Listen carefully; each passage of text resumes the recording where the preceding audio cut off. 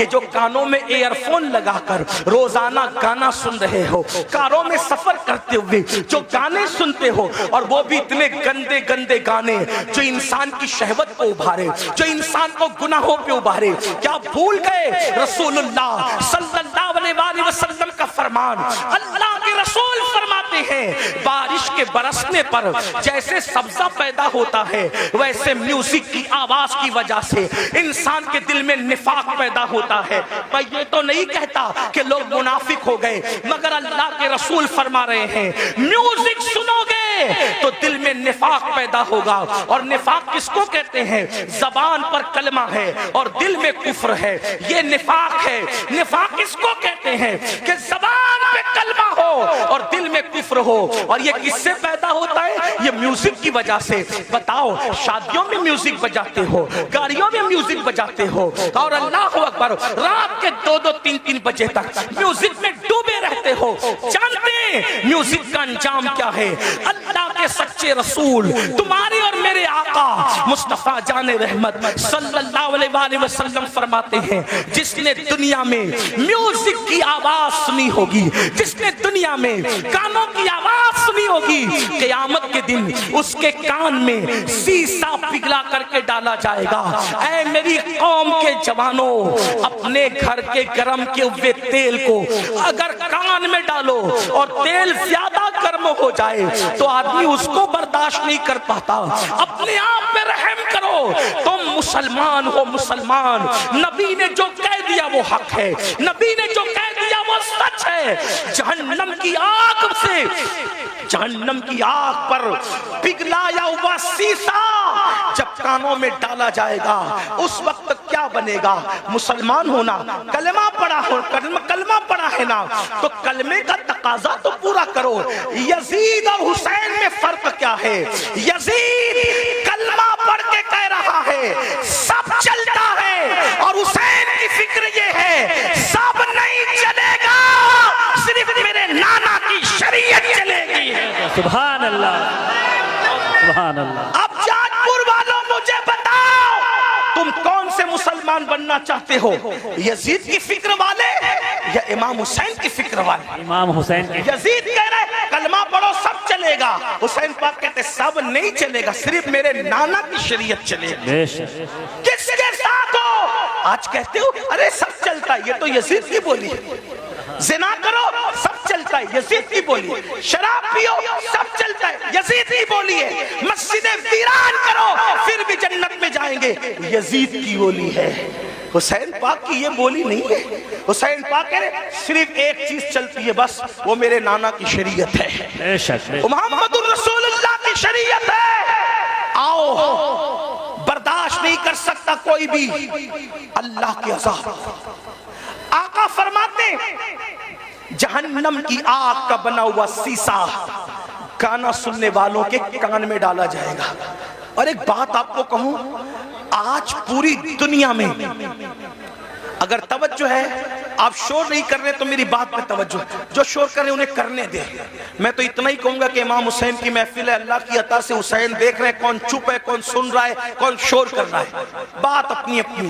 اور ان کی محفل میں آنے والوں، نام حسین کا معاملہ یہ ہے، حسین پاک کا نام لو تو تقدیریں بدل جاتی ہیں۔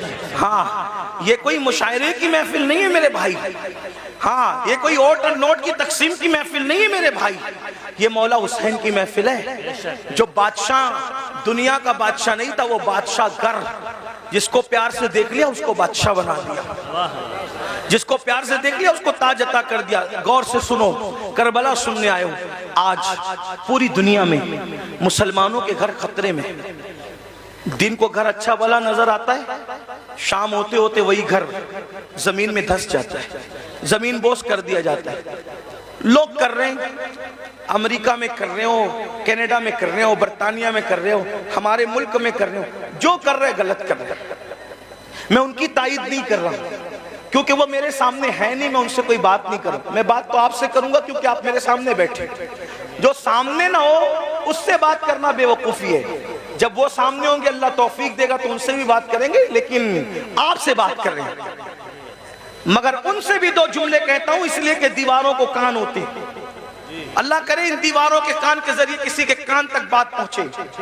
لوگوں کو پتا ہونا چاہیے کہ جو چونٹی کا گھر اجاڑے، چونٹی کا، اللہ چونٹی کا گھر اجاڑنے والوں کے بھی گھروں کو ویران کر دیتا ہے. انسان کے گھروں کے دشمن نہ بنو. اگر تم کسی کے نشیمن پہ بجلی گراؤ گے تو اللہ تمہارے نشیمن کو بھی خاک میں ملا دے گا. طاقتور تم نہیں ہو، طاقتور صرف اللہ ہے.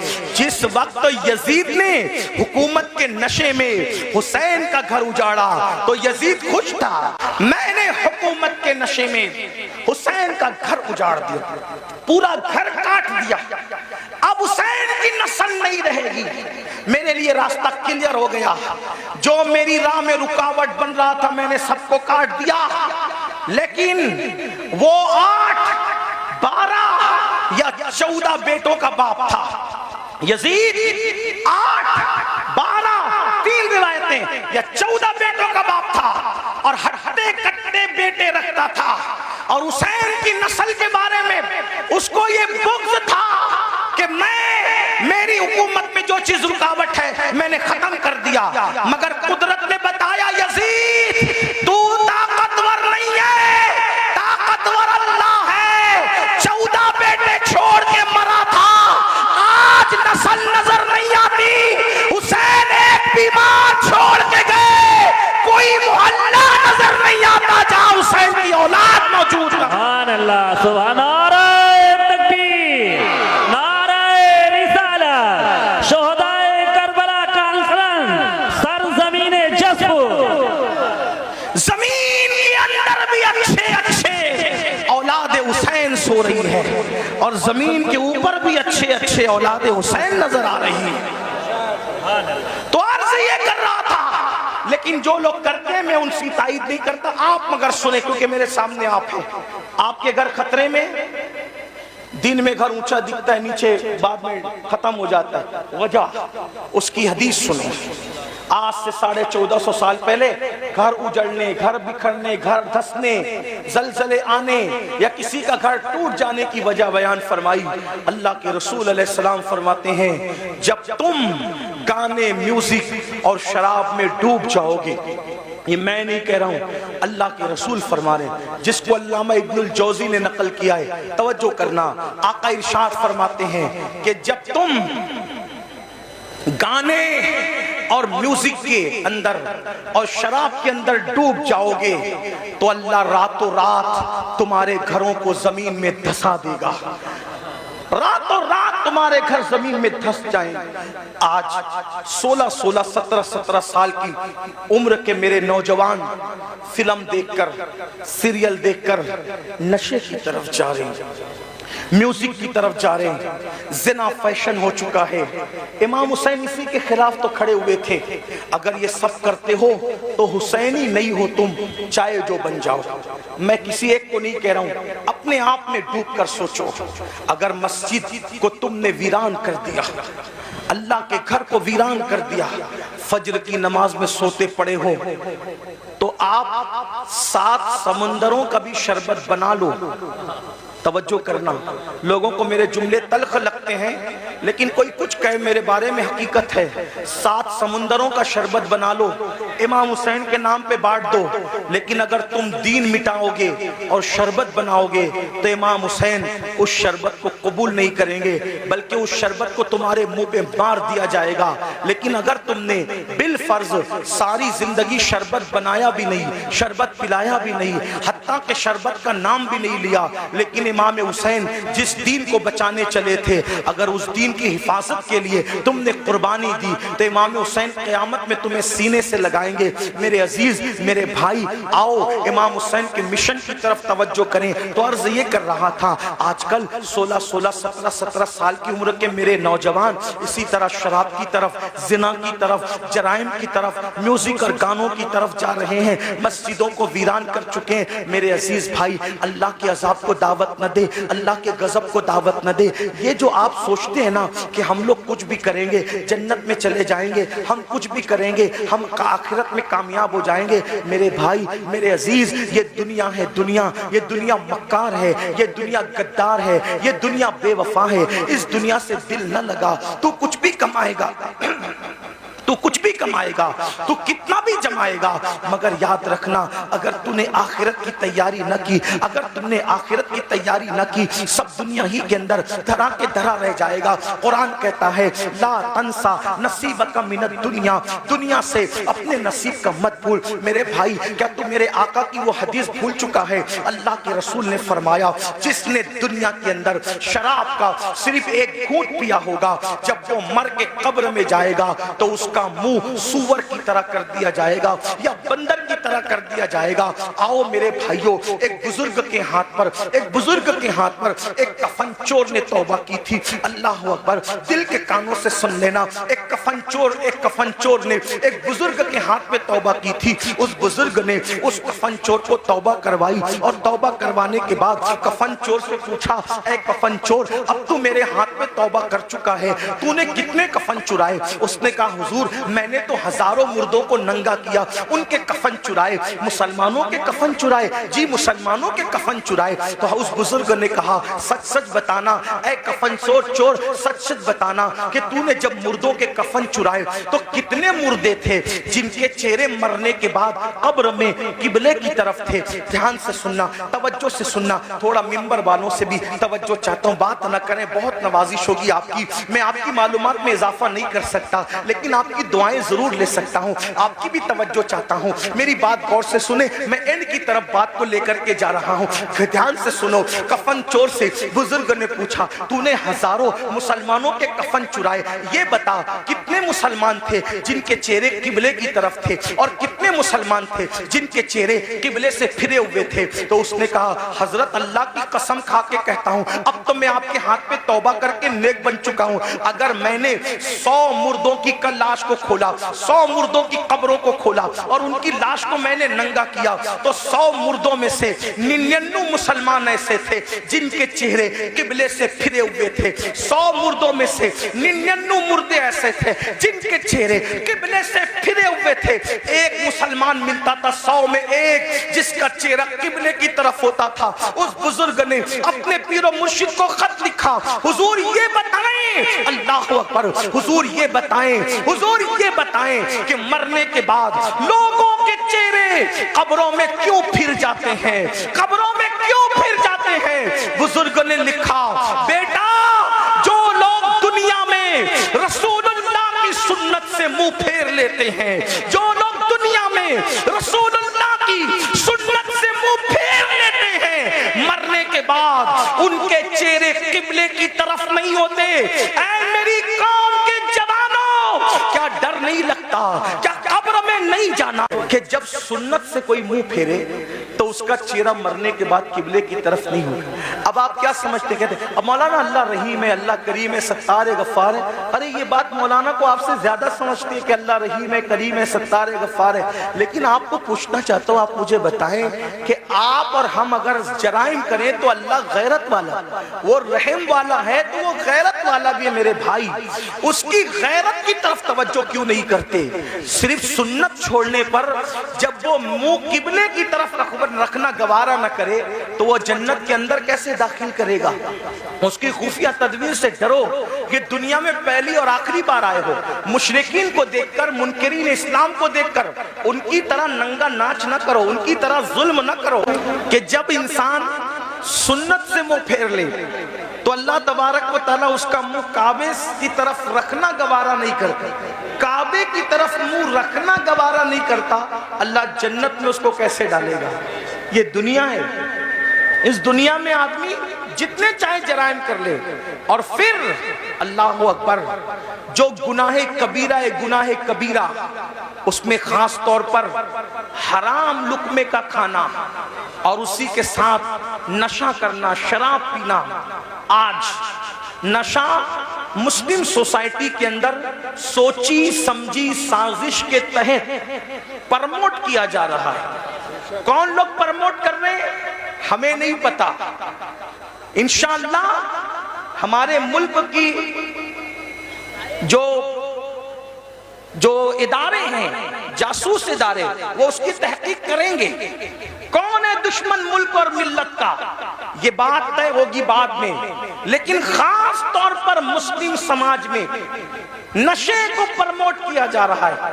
جو باپ ہیں، جو سرپرست ہیں، جو ذمہ دار ہیں، وہ دھیان سے سنیں کہ باضابطہ طور پر وہ بچے جو اچھے ذہین بچے ہیں، جو تعلیم کے لیے بہت زیادہ ہوشیار ہیں، ایسے بچوں کو ٹارگٹ کیا جاتا ہے اور ان کو پہلے فری میں ایم ڈی اور اس جیسی دوائیاں چٹائی جاتی ہے، ان سے پہلے دوستی کی جاتی ہے، پھر ان کو وہ چٹایا جاتا ہے۔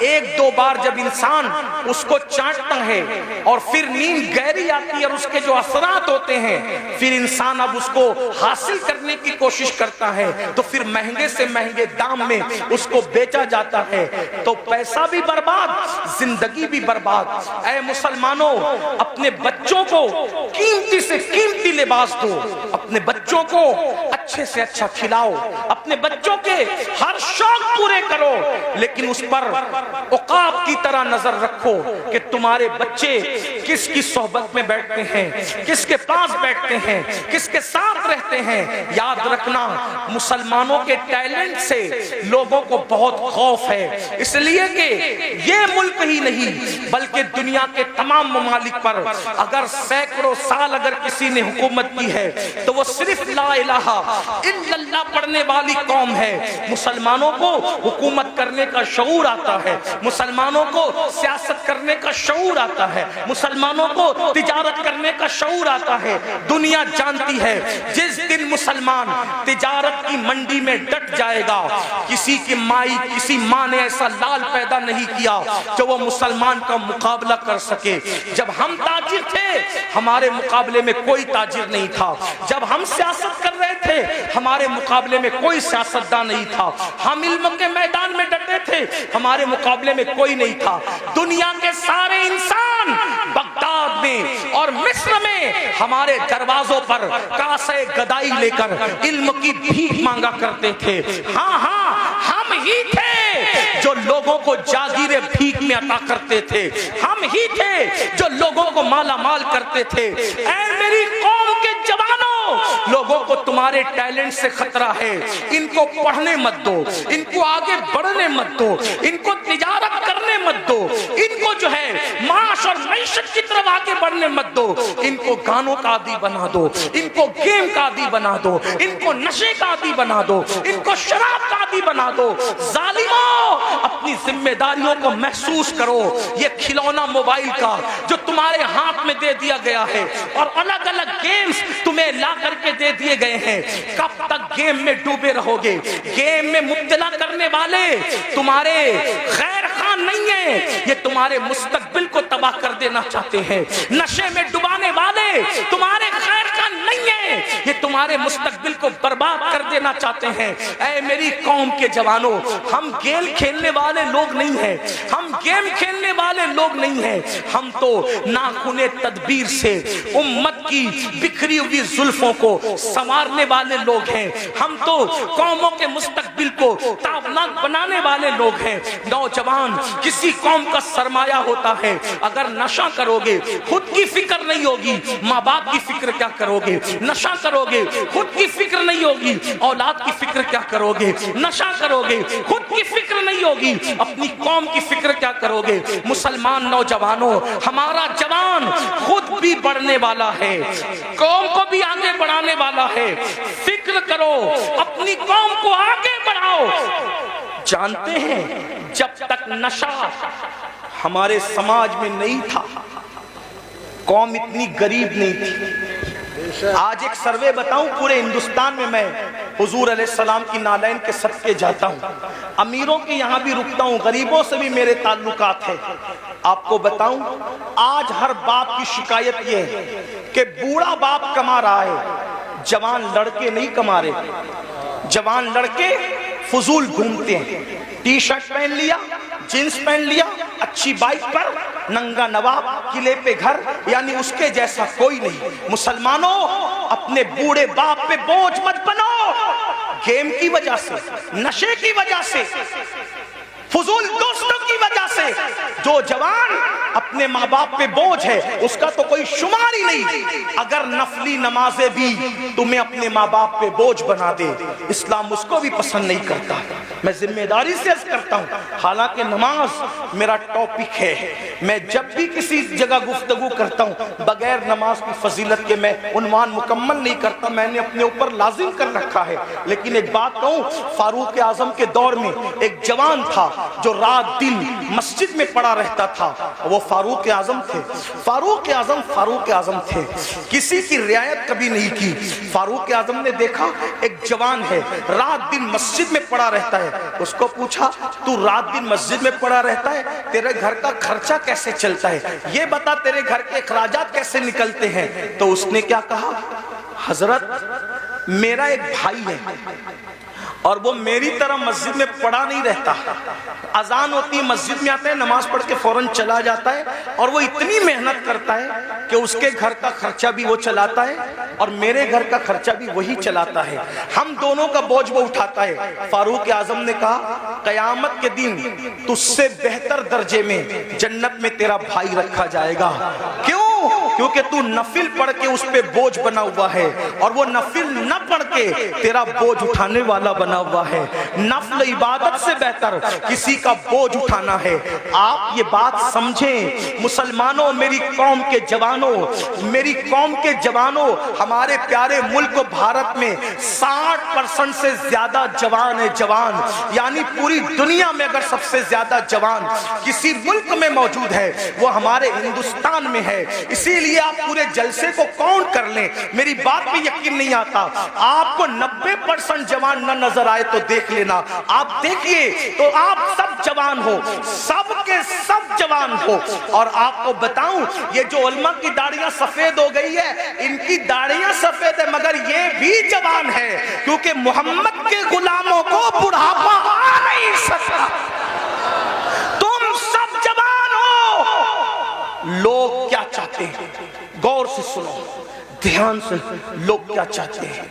दो चीज, मुसलमानों को जाहिल करो और इनको गरीब करो। गरीब करो, जाहिल करो, फिर क्या होगा? गुर्बत कभी कभी इंसान को कुफ्र तक ले जाती है। जब ये गरीब हो जाएंगे, एक हाथ से रोटी देंगे और उसके बाद कहेंगे ईमान बेचो, ईमान खरीद लेंगे रोटी के टुकड़े पर। अब बिलाल जैसा इनमें थोड़ी मौजूद है जो पिट कर भी दीन पे कायम रहे। जो कौम गाने की दहलीज पर ईमान का सौदा कर सकती है, वो कौम क्या रोटी के टुकड़े पे ईमान का सौदा न करेगी? इसलिए मुसलमानों को गरीब बनाना चाहते हैं। और दूसरी चीज, जाहिल बना दो, अनपढ़ बना दो, इनको पढ़ने मत दो। आप देख लें, आज हमारे बच्चे 10वीं से आगे नहीं बढ़ पा रहे, 9वीं से आगे नहीं बढ़ पा रहे। थोड़ी थोड़ी सी तालीम हासिल करते हैं और फीस नहीं है इसलिए पीछे हट जाते हैं। कॉलेज महंगी है, पीछे हट जाते हैं। तालीम महंगी, पीछे हट जाते हैं। मैं कहता हूं, अपने बच्चों को तालीम अधूरी से पीछे हटाने वालों, ये क्यों कहकर शोरूम से वापस नहीं आते कि कपड़े महंगे हैं, तालीम महंगी है, ये कहकर अपने बच्चों को ड्रॉप आउट कर लेते हो। आप हजरात ये कहकर बच्चों के कदमों को पीछे हटा लेते हो। मैं कहता हूं, 1000 बार शोरूम से वापस आना पड़े कि मोबाइल महंगा है, मैंने नहीं खरीदना, कपड़े महंगे, मैंने नहीं खरीदना, जूते महंगे, मैंने नहीं खरीदना, लेकिन तालीम महंगा करने वाला कितना भी महंगा कर दे, कितना भी महंगा कर दे, कितना भी महंगा कर दे, इल्म छोड़ूंगा नहीं। क्यों? क्योंकि मेरे नबी ने फरमाया, आका का फरमान सुनो, क्योंकि मेरे नबी ने फरमाया, इल्म अगर सुरैया पे होगा तो मेरी उम्मत का बंदा वहां से भी इल्म लेकर आएगा। गोया के बताया जा रहा है, तालीम को महंगा करने वाले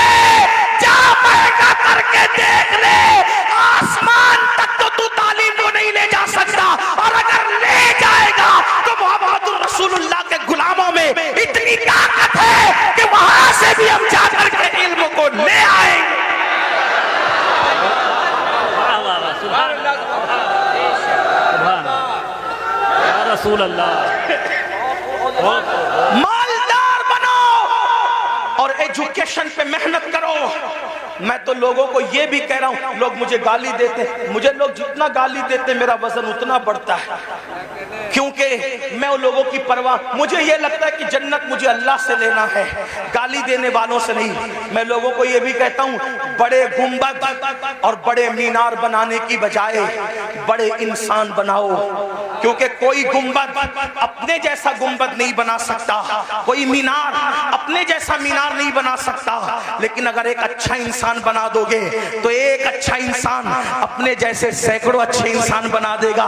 یہی تو بات تھی نا، رسول اللہ نے حسین کو اچھا بنایا تھا، ایک حسین نے دنیا میں کروڑوں حسینی پیدا کر دیے. ایک چراغ سے کتنے چراغ بنے، صدیق اکبر جیسا اچھا انسان بنایا، فاروق اعظم جیسا اچھا انسان بنایا، عثمان غنی جیسا اچھا انسان بنایا، مولا علی جیسا اچھا انسان بنایا، عشر مبشرہ جیسا اچھا انسان بنایا. ان اچھوں نے، ان چند اچھوں نے کتنے اچھے اچھے پیدا کر دیے کہ وہ دین کے محافظ ہو گئے. تو میری گزارش ہے، دیکھو ایک تاج محل بنایا شاہ جہاں نے، لیکن وہ تاج محل بننے کو صدیاں بیت گئی، اس تاج محل نے دوسرا تاج محل تیار نہیں کیا. لیکن آپ کو بتاؤں، آل رسول احمدی نے ایک احمد رضا پر نظر ڈال کر کے اچھا بنایا، تو اس احمد رضا نے کتنے اچھے دیے. صدر الشریعہ جیسا اچھا وہیں سے ملتا ہے، شیر پیش اہل سنت جیسا وہیں سے ملتا ہے، ظفر الدین بہاری جیسا وہیں سے ملتا ہے، اللہ محدث اعظم جیسا وہیں سے ملتا ہے، مفتی اعظم جیسا وہیں سے ملتا ہے،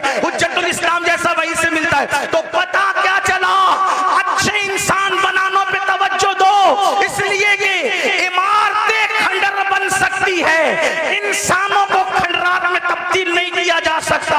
اس لیے اپنے بچوں کو اچھا بناؤ. آج غربت اور جہالت ہم پہ مسلط اس لیے کی جا رہی ہے تاکہ آپ کا ایمان لے، آپ کی آبرو لے. آج اگر ہماری بچیاں کسی کا ہاتھ پکڑ کر جا رہی ہے، اس میں 90% غربت کا عمل دخل ہے، غربت کا عمل دخل ہے.